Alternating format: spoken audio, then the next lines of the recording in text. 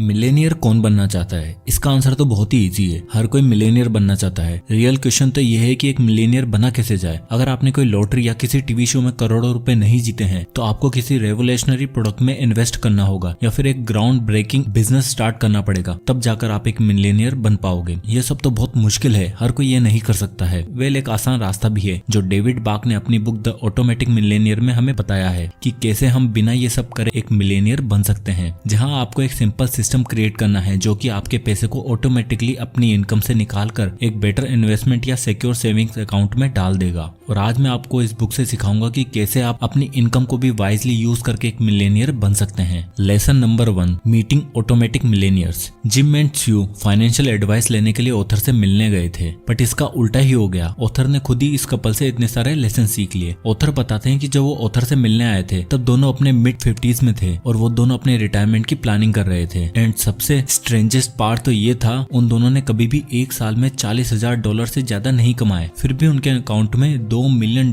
थे और उनकी एज सिर्फ 52 थी। जिम ऑथर से कहते हैं, यू नो डेविड, ज्यादातर लोगों को लगता है कि जब उन्हें उनका पेचेक मिलता है तो उन्हें सबसे पहले अपने बिल्स पे करने चाहिए और जो अमाउंट बचता है उसे सेव कर लेना चाहिए। इन अदर वर्ड्स, पहले बाकी सबको पे कर दो, देन लास्ट में खुद को पे करो। बट हमारे पेरेंट्स ने हमें इसका उल्टा सिखाया है, जिसका मतलब पहले खुद के लिए सेव करो, देन अपने बिल्स पे करो। ओरिजिनली उन्होंने अपनी इनकम का सिर्फ 4% सेव करने से स्टार्ट किया था और धीरे धीरे अपने बार को रेज करते चले गए। और जब वो ऑथर से मीटिंग कर रहे थे उस वक्त वो अपनी इनकम का 15% सेव करते थे। Lesson number 2, the latte factor. Main lesson जो ऑथर ने जिम एंड स्यू से सीखा था वो क्वाइट सिंपल था। आप जितना कमाते हैं उससे इस बात पर कोई फर्क नहीं पड़ता है कि आप फ्यूचर में वेल्थ क्रिएट कर पाएंगे या नहीं। ऐसा इसलिए होता है क्योंकि हम जितना ज्यादा कमाएंगे उतना ही ज्यादा हम स्पेंड भी करेंगे और इससे बचने का सिर्फ एक ही तरीका है जिसे ऑथर ने द लाटे फैक्टर कहा है। ऑथर एक्सप्लेन करते हुए बताते हैं कि मान लो कि आपकी एक नॉर्मल लाटे कॉफी का कप आपको $3.5 का कॉस्ट करता है, यानी आप एक नॉर्मल स्टारबक्स में कॉफी पीने जाओ तो आपको अराउंड $250 का खर्चा आएगा, जो देखा जाए तो कुछ भी नहीं है। बट अगर आप इसे डेली कॉस्ट में इंक्लूड कर दो तो इस कॉफी पे आप साल का $1250 का खर्चा कर रहे हो। और अगर जिम एंड स्यू की तरह स्मोकर भी हो तो आप दिन का $60 आराम से स्पेंड कर दोगे, जो साल का $2500 बना देता है। और ओवर द लास्ट 50 ईयर से स्टॉक मार्केट में एवरेज 10% का ईयरली रिटर्न मिल रहा है। ना मान लो आप कॉफी और सिगरेट के पैकेट खरीदने की बजाय उन पैसों को सेव करके स्टॉक मार्केट में इन्वेस्ट कर देते हो और आप 10% का एनुअल रिटर्न भी लेते हो, तो सिर्फ 30 साल बाद आपके पास $1 million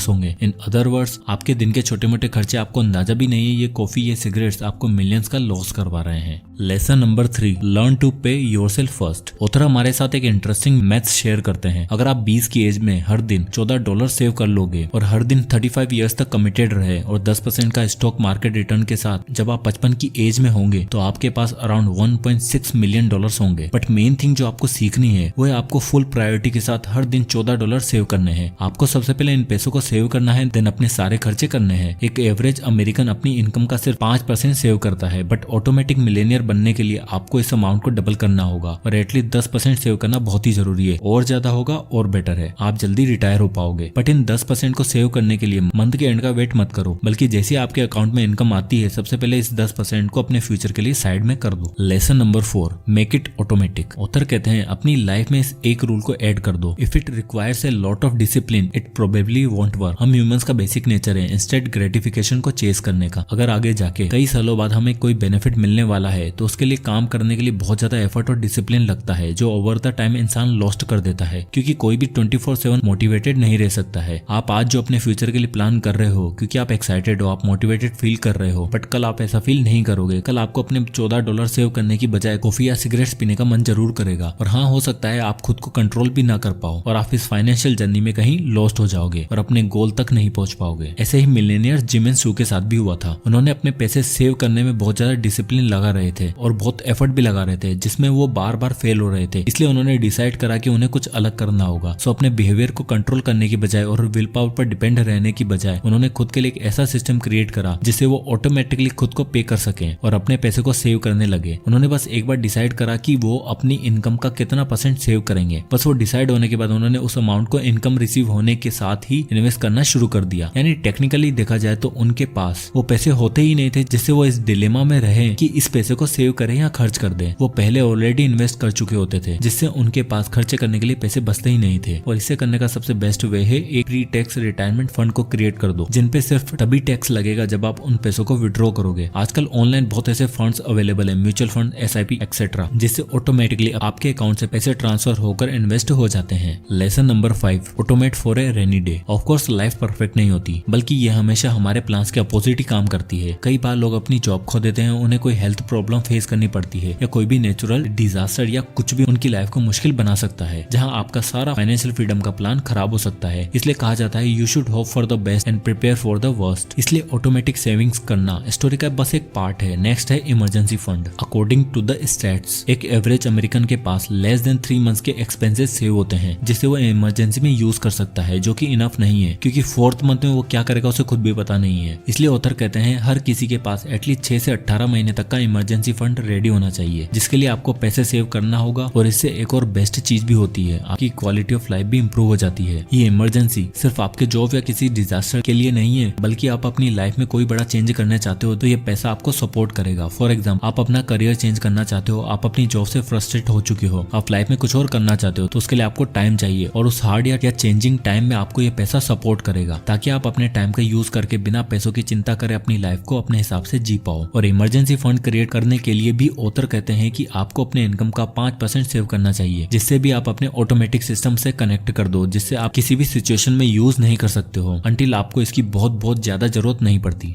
lesson number 6, automatic debt free home ownership. Now ये बात हम सबको पता है कि आज के टाइम पर खुद का घर होना एक बहुत ही बड़ी अचीवमेंट है, क्योंकि एक बार एक घर खरीदने के बाद आप अपनी पूरी लाइफ को सेव कर लेते हो। ऑथर बताते हैं रेंटर्स अपनी लाइफ में अपने लैंडलॉर्ड्स को रहने के लिए जितना पे करते हैं उतने में वो खुद एक घर खरीद सकते हैं। सो हाउस रेंट करने का कोई सेंस ही नहीं बनता है, और आपको जल्दी से जल्दी एक घर खरीद लेना चाहिए। अगर आपके पास कोई घर नहीं है और आप रेंट पर रह रहे हो, तो आप खुद की सोचो कि अगर आप लाइफ टाइम तक रेंट पे करते रहोगे तो आप कितना पैसा स्पेंड कर दोगे, और इतना पैसा स्पेंड करने के बाद भी आपके पास अपना घर नहीं होगा। जबकि वहीं उस पैसे को रेंट पे करने की बजाय आप होम लोन की EMI पे करने में लगाओगे, तो टेक्निकली आप रेंट ही पे कर रहे होंगे, बट ये रेंट पे करते करते आप खुद उस घर के मालिक भी बन जाओगे, और एक टाइम के बाद आपको रेंट पे नहीं करना पड़ेगा, जो आपका काफी पैसा सेव कर देगा। नेक्स्ट ऑथर कहते हैं कि अगर आपके पास होम लोन है तो उसकी मंथली पेमेंट की बजाय बाई वीकली पेमेंट पर सेट कर दो, जिससे हर मंथ की बजाय हर 15 दिन में आप पे करोगे, क्योंकि साल में 52 वीक्स होते हैं, और इसे आप हाफ फिक्स कर दो तो आप 26 वीक्स अ ईयर पेमेंट कर रहे हो, जो अमाउंट 13 मंथली पेमेंट्स के बराबर बन जाएगा। फॉर एग्जांपल, अगर आपका लोन 30 इयर्स का है तो आप इसे 27 साल में ही पे कर दोगे, और साथ ही साथ आप बहुत ही ज्यादा इंटरेस्ट भी सेव भी कर लोगे। Lesson number 7, automatic debt free lifestyle. अगर आप भी लोन से स्ट्रगल कर रहे हो तो आप अकेले नहीं हो। ऑथर के अकॉर्डिंग एक एवरेज अमेरिकन के पास $8,400 क्रेडिट कार्ड डेट है, और आज के टाइम पर लोन में फंसना बहुत आसान हो गया है। कई बैंक्स और कंपनियां हमारे साथ माइंड गेम्स खेलकर अपने लोन के जाल में हमें फंसा लेती हैं, और लोन इस ऑटोमेटिक मिलेनियर के प्लान को डिस्ट्रॉय कर सकता है। इसलिए आपको जल्दी से जल्दी अपने सभी लोन्स को क्लियर कर देना चाहिए। सबसे पहले आपके पास अपने फैमिली या फ्रेंड्स या जितने भी छोटे मोटे लोन है उन सभी को क्लियर कर दो। नेक्स्ट, बैंक से लिया गया लोन क्लियर करने के लिए ऑथर 3 रास्ते बताते हैं। पहला, stop caring and using credit card. Banks आपको चाहे जो भी ऑफर दे, उनकी कोई भी एडवर्टाइजमेंट हो, ये बात याद रखो कि उनके सभी ऑफर्स में उनका मेन गोल है कि वो कैसे ज्यादा से ज्यादा पैसे कमाए। कोई ये नहीं सोचता कि आपके पैसे कैसे सेव हो और आप अमीर बन सको। इसलिए सबसे पहले अपने क्रेडिट कार्ड को यूज करना बंद करो, और जितना कमाओ उसी के अकॉर्डिंग अपनी स्पेंडिंग रखो। Number 2, renegotiate your interest. Credit card के इंटरेस्ट रेट 18% तक हाई भी हो सकते हैं, और रियलिटी में अगर आप मिनिमम अमाउंट भी पे करना स्टार्ट करो तो आप बहुत ज्यादा इंटरेस्ट पे कर दोगे। इसलिए अपने बैंक से बात करो, उनसे कहो कि आप उनकी सर्विस से खुश नहीं हो और आप चेंज करना चाहते हो, जिससे उन्हें कस्टमर लॉस होने का डर होगा